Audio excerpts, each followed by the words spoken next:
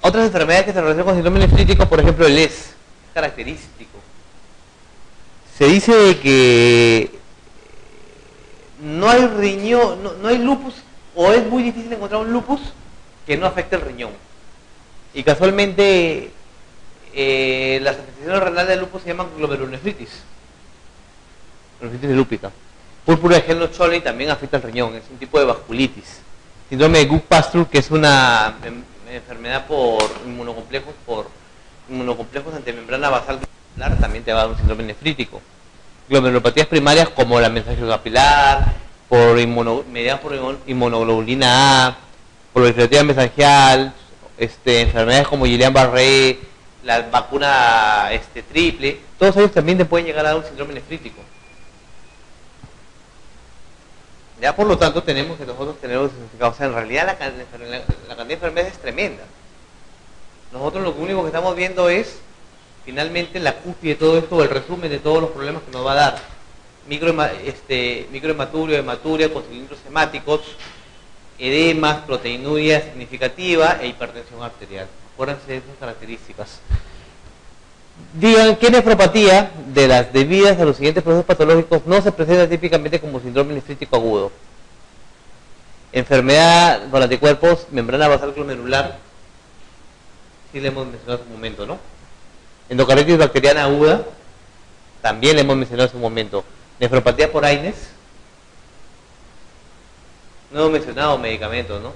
Y generalmente hemos visto la clase de insuficiencia renal aguda que los AINES o los medicamentos dan tubulopatías, ¿no? Una necrosis tubular aguda, usualmente, o una nefropatía intersticial. No dan glomerulopatías. Granulomatosis alérgica, sí, hemos visto en su momento mediadas por IgG. Poliartritis nodosca microscópica, una vasculitis. Casi toda la vasculitis da un síndrome nefrítico. La respuesta es nefropatía por AINES. En realidad, como les dije, la clase pasada vayan leyendo un poco porque el síndrome nefrítico en realidad los van a atarantar por la cantidad de enfermedades y sobre todo porque hay unas enfermedades que se van a ver en clases posteriores, van a producir algunas características especiales, ¿no? Pero básicamente lo que tienen que recordar es que la afectación general, en la afectación en resumen van a producir hematuria, cilindros hemáticos, hipertensión, edemas y proteinuria. Acuérdense eso nada más. Y eso es lo que ya saben, síndrome nefrítico.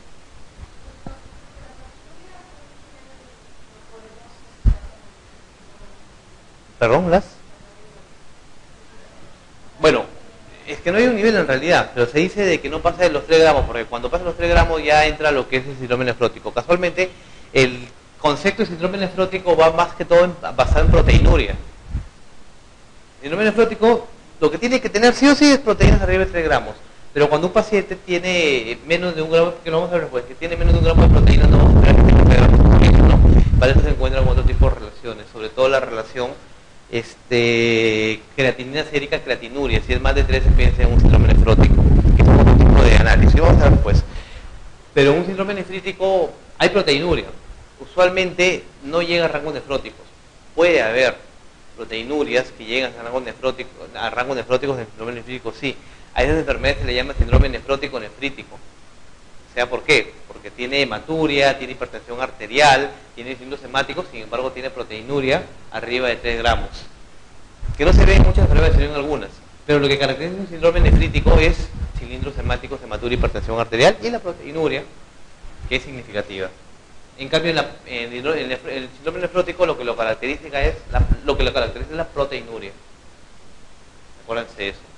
Nefrítico, cilindros hemáticos, hipertensión arterial. Nefrótico, proteinuria, más de 3. Bueno, dependiendo de la edad, hay algunas enfermedades que tenemos que nosotros tomar en cuenta, porque hay grupos etarios que son más afectos a ciertas patologías, ¿no?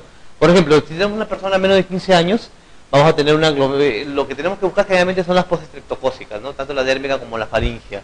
Nefropatía por inmunoglobulina A, mesangiocappilar, hematuria benigna o nefritis hereditaria. En pacientes mayores o en los abuelitos mayores de 65 años, vasculitis, glomerulonefritis rápidamente progresiva y nefropatía por inmunoglobulina A.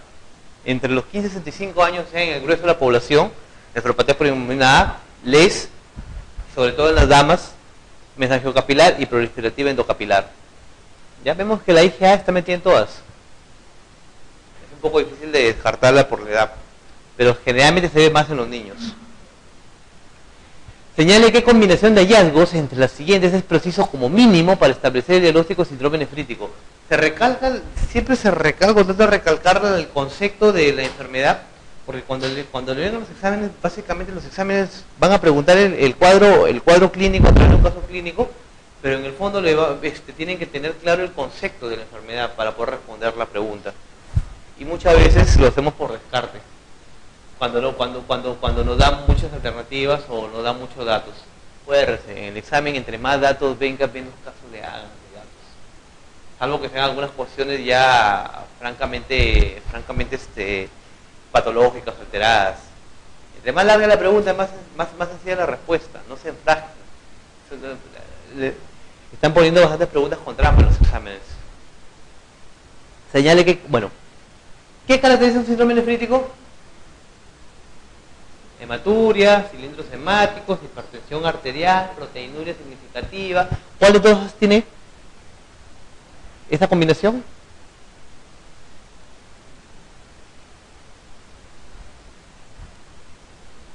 La proteinuria más de 3.5 gramos. Puede haber, pero no es característico. Hiperproteinemia. Claro, no encontrar síndrome nefrótico con hiperproteinemia. Generalmente hay hipoproteinemia, hipoproteinemia sí hay, perdón. Proteinuria de cualquier cuantía con hipertensión de aparición a lo largo de un mes. No nos ha hablado de tiempo en ningún momento, ¿no? Simplemente hipertensión. Hematuria macromicroscópica, sí hay, ¿no? Sin proteinuria y elevación de la creatinina sérica. No, tiene que haber proteinuria. No, si bien es cierto, no es muy marcada, pero tiene que haber proteinuria junto con hematuria macromicroscópica y cilindros hemáticos en el sedimento urinario. La respuesta, ¿no? ¿Para qué seguir? Bueno, la fisiopatología del síndrome nefrítico es sencilla. Siempre cuando va a haber una inflamación aguda por infecciones, por medicamentos, por algún tipo de patología inflamatoria como alguna enfermedad reumatológica, va a haber un daño capilar. Ese daño capilar nos va a producir hematuria y cilindros hemáticos. Va a haber también una pérdida de la carga aniónica, por lo tanto va a haber una alteración en la permeabilidad del glomérulo. Y eso nos va a producir pérdida de proteínas, proteinuria. Va a haber un aumento del diámetro del poro de la membrana basal y por lo tanto también va a filtrarse con mayor facilidad las proteínas. Y va a haber proteinuria. Va a haber hipercelularidad glomerular. Producto de la inflamación, si bien es cierto, los poros aumentan, pero las células también empiezan a proliferar. Y esto va a producir disminución del filtrado glomerular. Y esto en consecuencia va a dar una oliguria y una azoemia. Y bueno, va a haber una contracción del mesangio. El mesangio no viene a ser que la gelatina en la parte interna del glomérulo. Va a disminuir, ¿por qué? Porque se inflama, crece en las partes externas y el mesangio disminuye. Y bueno, va a haber retención de agua y sodio por problemas iónicos. Y esto produce hipertensión arterial y edemas. ¿Qué complicaciones nos da el síndrome nefrítico? Básicamente viene a ser por la retención de agua, por la retención de sodio. Son las complicaciones que vamos a encontrar. ¿Qué nos va a dar? Una insuficiencia cardíaca producto de la sobrecarga hídrica que vamos a tener, encefalopatía hipertensiva producto de la hipertensión arterial y la retención de sodio, que es secundaria a la retención de sodio. Vamos a encontrar una insuficiencia renal aguda producto de la inflamación glomerular. Encontramos un edema agudo de pulmón producto de la retención hídrica. Son las complicaciones que tenemos que tener en cuenta en estas enfermedades. ¿Y cuándo biopsiamos un síndrome nefrítico? Porque muchas veces podemos buscar enfermedades sistémicas o encontrar alguna patología de fondo y decir, bueno, esta es la causa del síndrome nefrítico, no la tratamos y mejoramos el síndrome nefrítico. Pero algunas otras veces no vamos a encontrar una causa del síndrome nefrítico.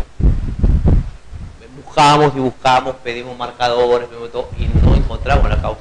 Podemos pensar en una glomerulopatía primaria, ¿no? Entonces, ¿cuándo nos biopsiamos? Cuando hay alguna enfermedad sistémica que queremos evaluar su grado de severidad, por ejemplo, lupus, ¿no? Una diabetes que generalmente tiene síndrome nefrótico más que nefrítico, pero también puede estar metida ahí. Ausencia de intervalo del libre de infección del síndrome, es decir, no hay una infección, sin embargo el síndrome nefrítico persiste o aparece mucho tiempo después. Anuria prolongada, más de 5 días. ¿Cuál es el concepto de anuria? ¿Menos de cuánto al día? Menos de 100, ¿no? O sea, tenemos un paciente que orina menos de 100 mililitros al día, por más de 5 días, también es indicativo de biopsia renal. Deterioro progresivo de la función renal sin comienzo anúrico, es decir, un paciente que orina y sin embargo empieza a caer la función renal, también tenemos que biopsiarlo para ver qué está pasando ahí.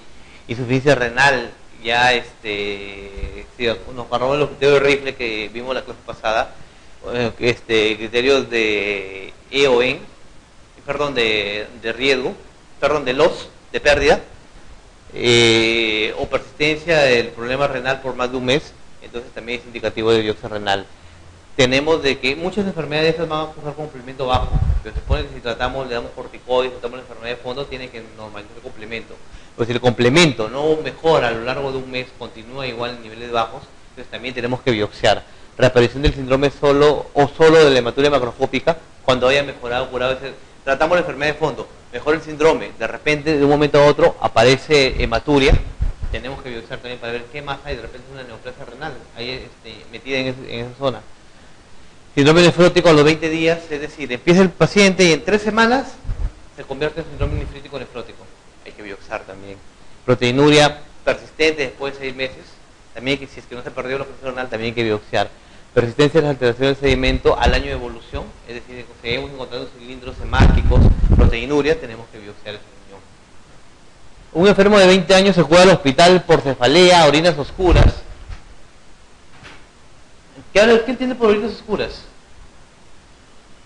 ¿Entienden? Un poco vaga la definición, ¿no? Puede ser hematuria, puede ser coluria. Se observa tensión arterial de 200 sobre 120, está volando. Edemas en pies, hematuria macroscópica, urina 140, creatinina 3.4, proteinuria de 2 gramos de 24 horas y tiene muy probablemente un síndrome nefrítico. Tiene hematuria. Faltan ahí los cilindros hemáticos nada más, ¿no? El tratamiento, reposo, cuidar los líquidos, de no sobrecargar al paciente, una dieta sobre todo con proteína, monoproteica, con proteína de alto valor biológico, peso diario para tener cuidado de la sobrecarga hídrica y hay que restringir los líquidos, ¿no? Dependiendo de la causa de fondo, si es que hay una infección postestreptocócica, penicilina, benzatínica, ¿no? O algún tipo de antibiótico dependiendo de, generalmente el estreptococo responde bien a las penicilinas, furosemida para evitar la retención de líquidos. Hemos dicho la vez pasada, ¿no? Que una insuficiencia renal aguda, el tratamiento con diuréticos, lo único que va a permitir es mejorar el balance hídrico y mejorar el tratamiento con algunos medicamentos, ¿no? Que vamos a darle, pero no va a mejorar ni el pronóstico ni la mortalidad del cuadro de fondo. ¿Se acuerdan? Pero justamente los diuréticos en este caso sí están inmiscuidos porque nos va a permitir controlar el balance hídrico del paciente. Antihipertensivos, la hidralacina, por ejemplo, están incluidos ahí sobre como tratamiento inicial. Nifedipino también, sobre todo porque tiene menor riesgo de hipercalemia. Bueno, hay que controlar la hipertensión arterial, el edema agudo de pulmón, el ICC. ¿Y cuándo vamos a dar de alta a un paciente? Generalmente cuando la presión arterial se ha normalizado, cuando el edema se ha eliminado y cuando ya no hay hematuria macroscópica, por lo menos. Un hombre adicto a las drogas por vía parenteral está ingresado por endocarditis infecciosa. Durante su enfermedad presenta un cuadro de glomerulonefritis aguda. ¿Cuál es la respuesta incorrecta? ¿Suele ser debida a inmunocomplejos? Ahí creo que hay que estudiar vamos a ver más adelante sobre en otra clase, una clase posterior sobre la glomerulonefritis postinfecciosa. Vamos a verla. Pero sí, está mediada por inmunocomplejos. A nivel básicamente nosotros podemos eliminar la infección de fondo, pero los inmunocomplejos circulantes son los que nos van a hacer que persista la falla renal y el complemento sérico generalmente baja debido a este tipo de problemas. No suele presentar piuria. Piuria va a haber leucocitos en sangre aglutinados, ¿no? Sí va a haber. Es que el complemento está descendido. Sí, está descendido usualmente. A veces produce síndrome nefrótico. Rara vez produce síndrome nefrótico. ¿Suele evolucionar favorablemente contra la infección cardíaca? Sí, evoluciona. Es incorrecta, sería... No suele presentar piuria. Ah, bueno. Bueno, hemos dicho que sí suele presentar piuria, ¿no? La respuesta sería la B. Esta pregunta la vamos a ver con más detenimiento en la próxima clase. ¿Ya? Lo que pasa es que a veces, debido a la amplitud del tema, vamos a mezclar preguntas y muchas veces nos vamos a perder en el detalle de cada una de estas. Y no se sientan mal porque simplemente lo que importa en esta clase es determinar las características del síndrome en sí y algunas enfermedades que lo dan. Luego, en la próxima clase vamos a ver con mayor detenimiento de tipo de enfermedades. Bueno, características de forma general. Proteinuria en el síndrome nefrótico, sí, más de 3 o 3.5, depende de la literatura. El síndrome nefrítico, en realidad lo pone como menos de 2.5 y más de 300, pero es relativo, como lo expliqué hace un momento. Hematuria, en realidad, se da principalmente en el síndrome nefrítico. El síndrome nefrótico puede haber, pero no es usual, no es característica. Hipertensión arterial, sí puede haber en el síndrome nefrótico, sobre todo por la retención de sodio y sal. Sin embargo, en el nefrítico es importantísima la hipertensión arterial, como hemos visto en el caso clínico. Edemas es mucho más marcados en el síndrome nefrótico que en el síndrome nefrítico. La hiperlipidemia es característica, es uno de los criterios clínicos inclusive del síndrome nefrótico. El síndrome nefrítico, en cambio, no es algo importante. Encontrar hiperlipidemia en un paciente con síndrome nefrítico no es usual. Azoemia, bueno, puede haber en los dos. Como les dije, la clase se trataba solamente de determinar las características del síndrome nefrítico y cuáles son las entidades clínicas que más asocian este problema. No se trata de entrar específicamente en cada una de ellas porque es un tema aparte y es un capítulo aparte cada uno. El síndrome nefrótico sucede por aumento de la permeabilidad glomerular. Ocurre como consecuencia de varias enfermedades, las cuales pueden ser glomerulopatías primarias o secundarias.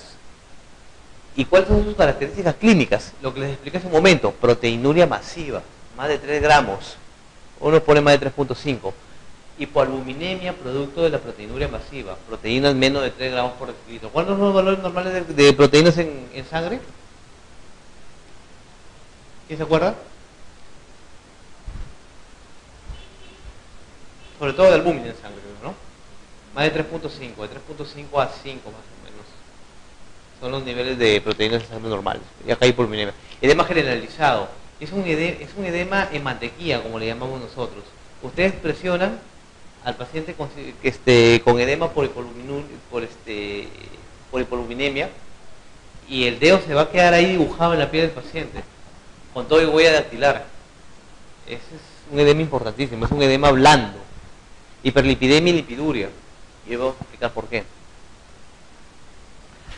La proteinuria se va a dar básicamente por un trastorno en la pared de los capilares glomerulares que aumenta la permeabilidad, por lo cual se filtran proteínas plasmáticas de toda índole y luego van a verse pues en orina. Generalmente las proteínas que más se filtran son las de bajo peso molecular, sobre todo la albúmina. En realidad la proteinuria es a predominio de albúmina. El edema, debido a la disminución de la presión oncótica en la sangre, va a disminuir la cantidad de líquidos a nivel sanguíneo y se va a ir al intersticial, por lo tanto va a formar los espacios y va a aumentar el edema a nivel de todo el organismo, ¿no?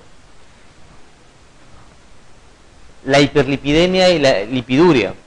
Los pacientes van a tener un alto nivel de colesterol, triglicéridos, lipoproteínas de baja y muy baja densidad que también se filtran y se genera lipiduria. ¿Qué pasa? De que al perder proteínas a través de la orina, al disminuir las proteínas a nivel sérico, el organismo trata de mantener la presión oncótica. Entonces jala otro tipo de sustancias, sobre todo los lípidos. Entonces aumenta la distribución de lípidos a nivel de los almacenes naturales a través de hace una lipogénesis a nivel hepático y aumenta los lípidos a nivel sérico. Entonces es característica de la lipidemia, la hiperlipidemia en estos pacientes. Y al aumentar los lípidos a nivel sérico también aumentan los lípidos a nivel de la orina porque se tratan de eliminar un poco. Y el paciente también va, así como pierde albúmina, va a perder también algunas inmunoglobulinas, que lo van a dejar bastante expuesto a enfermedades, sobre todo por organismos que son encapsulados. Por ejemplo, estafilococos, neumococos, y va a perder también diferentes sustancias anticoagulantes, sobre todo la antitrombina 3.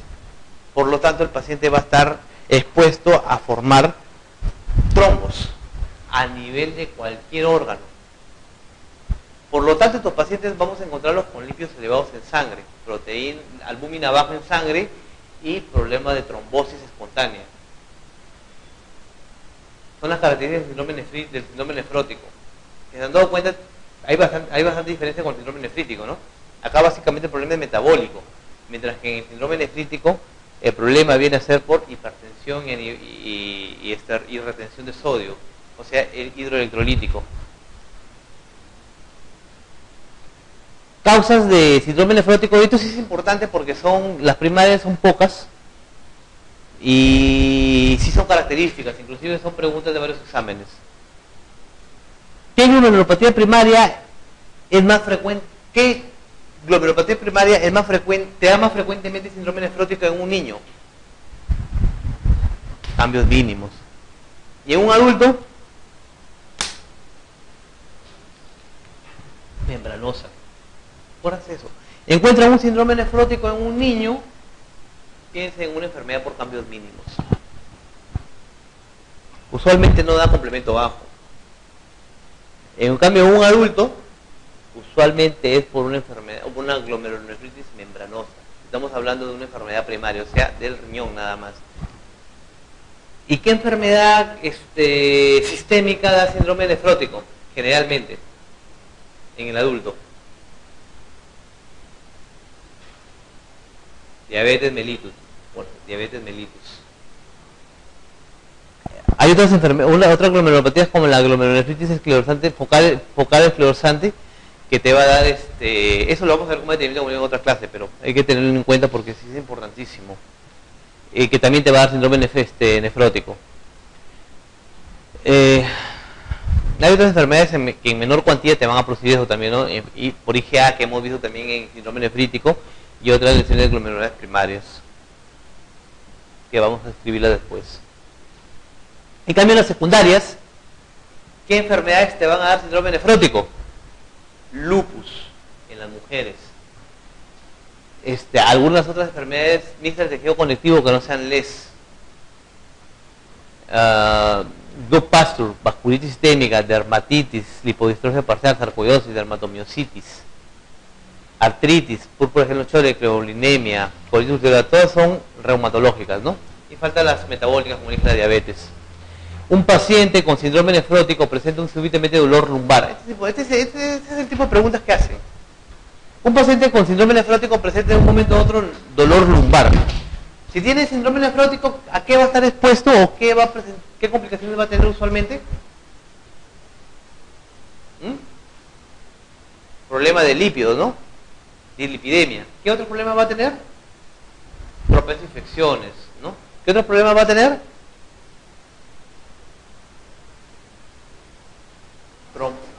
Trombosis por pérdida de antitrombina 3 y ceruloplasmina, ¿no? Entonces, nosotros si tenemos un paciente con síndrome nefrótico, estamos pensando de que puede tener cualquiera de esas tres complicaciones, ¿no? Insuficiencia cardíaca, también edema agudo de pulmón, edema cerebral, producto de hipoluminemia, ¿no? Cualquiera de estas complicaciones. Bueno, este es un paciente que tiene un síndrome nefrótico ya determinado y de repente tiene dolor lumbar en forma súbita. Y encima empieza a inflamarse o a aumentar las venas a niveles testiculares, ¿no? Tiene un varicocele izquierdo, tiene hematuria, tiene incremento significativo de la proteinuria, rápido deterioro de la función renal. ¿Qué estarían pensando ahí? ¿Que el paciente tiene un síndrome urémico hemolítico? ¿Qué te da el síndrome urémico hemolítico? Hematuria, te da un síndrome nefrítico principalmente, ¿no? ¿Te daría deterioro rápido de la función renal? Puede que dé, ¿ah? Puede que dé. Te da aumento significativo de la proteinuria. No, no es muy marcado. Además, en el síndrome en el síndrome hemolítico, el antecedente de síndrome nefrótico no es importante. Generalmente se relaciona con infección por alguna E. coli, ¿no? O por algo, y el paciente ha estado previamente con infección diarreica, con tratamiento antibiótico, y de un momento a otro empieza a ser un problema de disfunción renal con un síndrome nefrítico. Entonces, acá no va esa alternativa. Trombosis de la vena renal. ¿Qué nos va a dar la trombosis de la vena renal?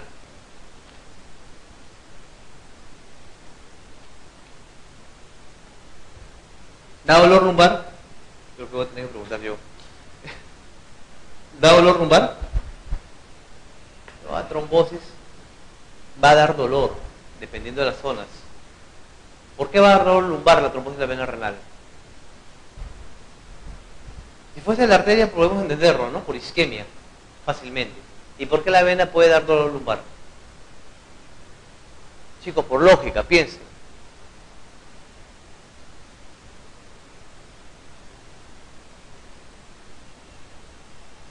La sangre sigue llegando al riñón, el riñón sigue eliminando, la bota a través de la vena. ¿Qué pasa si es que la vena está trombosada o está bloqueada? La sangre empieza a llegar al riñón, no se puede eliminar y empieza a haber congestión renal, ¿no? Y el riñón sigue hematizándose, hinchándose por aumento de la presión sanguínea, sin embargo no puede eliminarla. Entonces, ¿va a haber dolor lumbar, sí o no? Sí va a haber dolor lumbar. ¿Puede haber hematuria? Claro, hay congestión sanguínea a nivel renal, se inflama también el glomérulo y puede haber hematuria. No estamos hablando de un síndrome hepático, sino hematuria, puede haber hematuria. ¿Va a haber deterioro significativo de la función renal de forma rápida? Claro, porque ¿qué pasa? Que el riñón, si bien es cierto, puede funcionar, puede estar indemne, pero una vez que empieza a congestionarse, empieza a deteriorarse su función.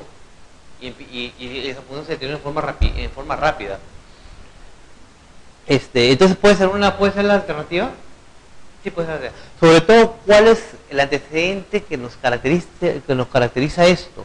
Que hay un síndrome nefrótico de fondo, por lo tanto el paciente está predispuesto a formar trombos, ¿no? Glomerulonefritis rápidamente progresiva. ¿La rápidamente progresiva nos puede dar proteinuria? Sí. ¿A rangos nefróticos? Usualmente no. ¿Da generalmente síndrome nefrítico? Sí. Da cilindros hemáticos, da hipertensión arterial, y da hematuria. Sí, sí puede dar. Pero ¿qué pasa? De que generalmente no se relaciona con síndrome nefrótico y la pérdida renal sí es rápida, pero no es tan violenta. Se da a lo largo de semanas, días o semanas. Coagulación intravascular diseminada. CID. El CID, la coagulación intravascular diseminada lo que nos va a dar es un desgaste de factores de coagulación. Nos va a bajar las plaquetas, nos va a bajar los factores de coagulación de la vía intrínseca, la vía extrínseca. Nos va a dar sobre todo fenómenos hemorrágicos y va a dar microtrombos. ¿Y por qué fenómenos hemorrágicos? Porque desgasta todos los factores de la coagulación, con petequias en muchos sitios y trombos en algunos otros, ¿no? Y no se ha relacionado usualmente con síndrome nefrótico. Obstrucción de las vías urinarias. ¿Qué es lo característico de la obstrucción de las vías urinarias? Clínicamente. Acuérdense, el paciente prostático. ¿Qué le dice el paciente que sufre la próstata, que se le obstruye las vías urinarias? ¿Por qué llega? ¿Por qué? Sin miedo, chicos, estamos para conversar. ¿Por qué llega? ¿Ah? Por globo vesical, ya por anuria, ¿no? Es anuria la característica clínica principal de la obstrucción de vías urinarias. No es el síndrome nefrítico, ni el varicocele, ni el dolor, ni la hematuria, es anuria. Así que el diagnóstico es trombosis de la vena renal. Enfermedades metabólicas que te van a dar un síndrome nefrótico, enfermedad de Graves-Bácedo, síndrome de Alport, síndrome de uñas rótulas, enfermedad de Fabry, deficiencia de alfa-1 antitrypsina, enfermedades de células falciformes, o drepanocitosis, síndrome nefrótico familiar, síndrome nefrótico congénito. enfermedades infecciosas, o estreptocócica, que sobre todo da síndrome nefrítico, como hemos dicho, ¿no? Pero también puede llegar a un síndrome nefrótico, endocarditis infecciosa, nefritis por Shank, sífilis, tuberculosis, pielonefritis crónica, tumores sólidos, linfomas, fármacos como mercurio, probenecid, heroína, rifampicina, interferón, preeclampsia, nefroesclerosis, hipertensión arterial unilateral, nefropatía de la obesidad, que puede llegar a dar síndrome nefrótico. ¿Cómo funciona esto? Al haber una lesión glomerular va a haber un aumento de la permeabilidad en la membrana basal glomerular, va a disminuir la albúmina sérica por filtración de la misma, va a disminuir la presión oncótica a nivel plasmático, va a disminuir el retorno capilar periférico, va a aumentar la resorción renal del sodio para tratar de retener la volemia, y por lo tanto va a haber un aumento del líquido intersticial, y sobre todo escapa el líquido intersticial por la hipoluminemia que va a haber a nivel sérico, ¿no?